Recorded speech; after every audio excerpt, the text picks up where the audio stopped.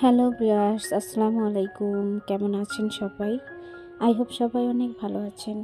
আপনাদের দোয়া আর আল্লাহ পাকের অশেষ রহমতে আমিও আমার পরিবার নিয়ে ভালো আছি। আজকে নতুন আরেকটি নাস্তা রেসিপি নিয়ে আপনাদের মাঝে হাজির হয়েছি।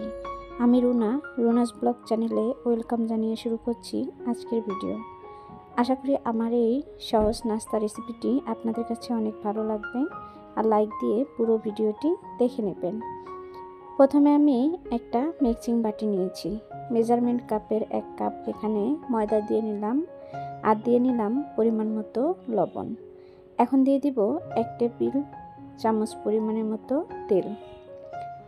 দিয়ে দিব সুন্দর একটা ফ্লেভার আসার জন্য 1 টেবিল চামচ কালো জিরা। আপনারা চাইলে কিন্তু এটা স্কিপ করতে পারেন।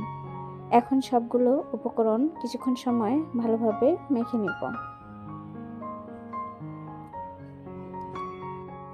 এই যে দেখুন ভিউয়ার্স, আমি হাতে মুঠবন্দি করে নিচ্ছি আর মুঠবন্দি খুব সহজেই হচ্ছে। এখন আমার মেখে নেওয়া শেষ। আমি এর মধ্যে দিয়ে দিব হালকা কুসুম গরম পানি। পানিটা আমি একবারে দিব না, আস্তে আস্তে দিয়ে মেখে সফট একটা ডো বানিয়ে নেব। একবারে দিলে দেখা যায় অনেক সময় পানির পরিমাণটা বেশি পড়ে যায়, এজন্য পানিটা আস্তে আস্তে দিয়ে নেবেন, এতে করে পারফেক্ট একটা ডো হবে।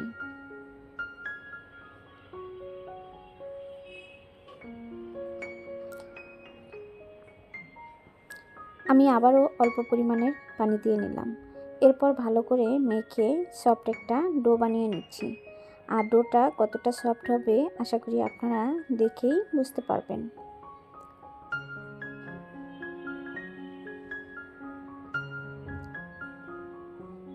এই যে দেখুন বন্ধুরা, ডোটা আমার করে নেওয়া শেষ।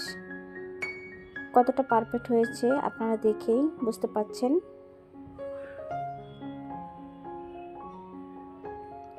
এখন আমি কিছুক্ষণের জন্য ডোটা রেস্টে রেখে দিব।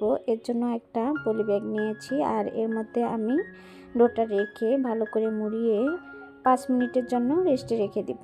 আপনারা চাইলে 10 মিনিট বা আধা ঘন্টাও রেস্টে রেখে দিতে পারেন হাতে সময় থাকলে।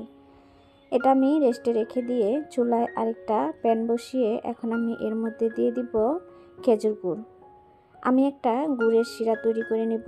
আপনারা চাইলে কিন্তু এই শিরাটা চিনি দিয়েও তৈরি করে নিতে পারেন। গুড়ের শিরা করলে দেখতে বেশি সুন্দর দেখা যায়, এজন্য আমি করে নিয়েছি। আর এখানে খেজুর গুড় নিয়েছি। খেজুর গুড়টা খেতে ভালো লাগে আর সুন্দর একটা ফ্লেভার আসে। অল্প পরিমাণের পানি দিয়ে নিয়েছি। এখন নেড়ে চেড়ে গুড়গুলো ভালো করে পানির সাথে মিশিয়ে নেব। আমি চুলার আঁচটা মিডিয়াম রেখে শিরাটা তৈরি করে নিচ্ছি। আপনারা দেখেই বুঝতে পাচ্ছেন। এখন অনবরত নেড়েচেড়ে এই যে দেখুন শিরাটা বানিয়ে নিয়েছি। আর কতটা ঘনত্ব হয়েছে সেটা আপনারা দেখেই বুঝতে পাচ্ছেন। আর কিছুক্ষণ জাল দিয়ে আমি এটা নামিয়ে নেব। এই যে দেখুন আমার শিরাটা রেডি। এখন আমি এটা নামিয়ে এক সাইডে রেখে দেব। আমি যে ডোটা রেখে দিয়েছিলাম সেটা এখন খুলে নিব আর আপনাদের দেখিয়ে দিব কতটা সফট হয়েছে। এই যে দেখুন অনেকটাই কিন্তু সফট হয়েছে। আপনারা দেখেই বুঝতে পাচ্ছেন কি না অবশ্যই কমেন্টে জানাবেন।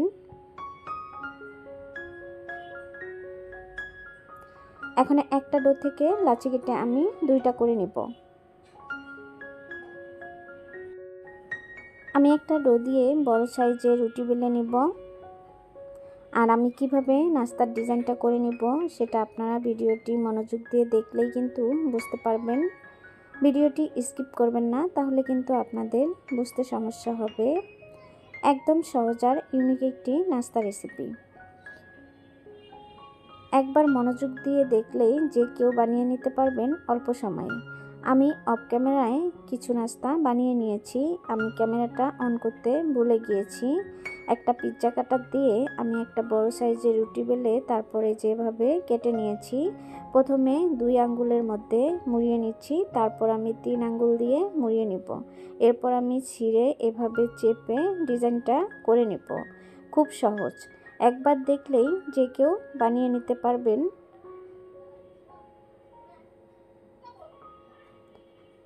আমি কয়েকটি নাস্তার ডিজাইন আপনাদেরকে বানিয়ে দেখাচ্ছি। আশা করি আপনারা দেখেই খুব সহজে বানিয়ে নিতে পারবেন।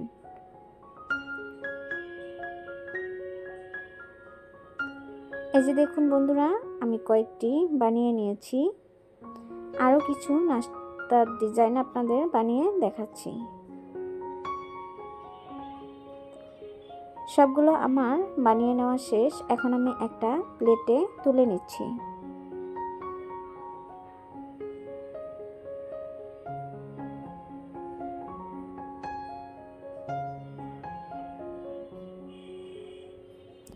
এটা কিন্তু বানিয়ে আপনারা কিছুদিন সংরক্ষণ করেও খেতে পারবেন, নষ্ট হবে না। আর এটা আপনারা চাইলে চিনির শিরা বা গুড়ের শিরাতে না ভিজিয়ে চায়ের সাথেও কিন্তু খেতে পারবেন। এটা কিন্তু খেতে অনেক ভালো লাগে। এই যে দেখুন, আমি সবগুলো একটা প্লেটে তুলে নিয়েছি।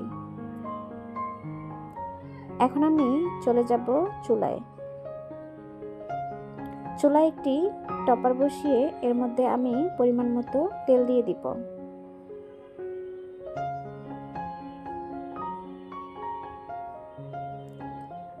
তেলগুলো যখন গরম হয়ে যাবে সেই সময় একটা একটা করে নাস্তা এর মধ্যে দিয়ে দিব। এটা কিন্তু অবশ্যই সময় নিয়ে ভেজে নিতে হবে। চুলার আঁচটা কিন্তু বাড়িয়ে দেওয়া যাবে না, এতে করে ভাজাটা সুন্দর হবে না আর নিচ দিয়ে পুড়ে যাবে, ভিতরটা কাঁচা থেকে যাবে। অবশ্যই হাতে সময় নিয়ে ধৈর্য ধরে এই নাস্তাটা ভেজে নেবেন, এতে করে অনেকটাই পারফেক্ট হবে।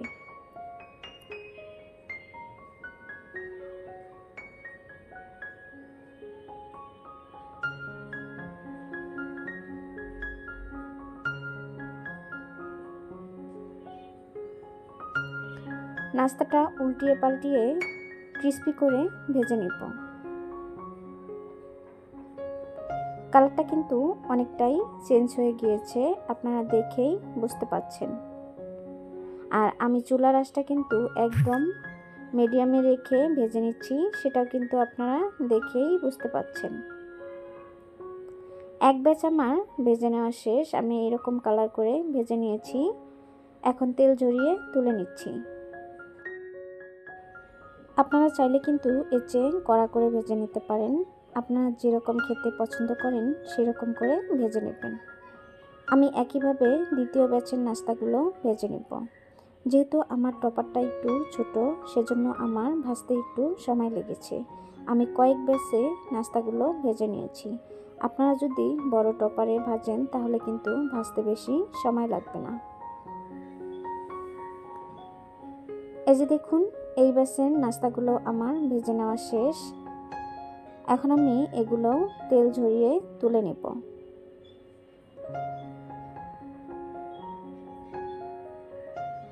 আমি গরম অবস্থায় শিরা যে করে রেখেছি শিরার মধ্যে নাস্তাগুলো দিয়ে দিব। এখন উল্টিয়ে পাল্টিয়ে ভালো করে শিরার সাথে মিশিয়ে নেব। আমি ধাপে ধাপে ভেজে নেব আর শিরার মধ্যে দিয়ে দিব। এটা কিন্তু ঠান্ডা করা যাবে না, অবশ্যই গরম অবস্থায় দিয়ে নিতে হবে।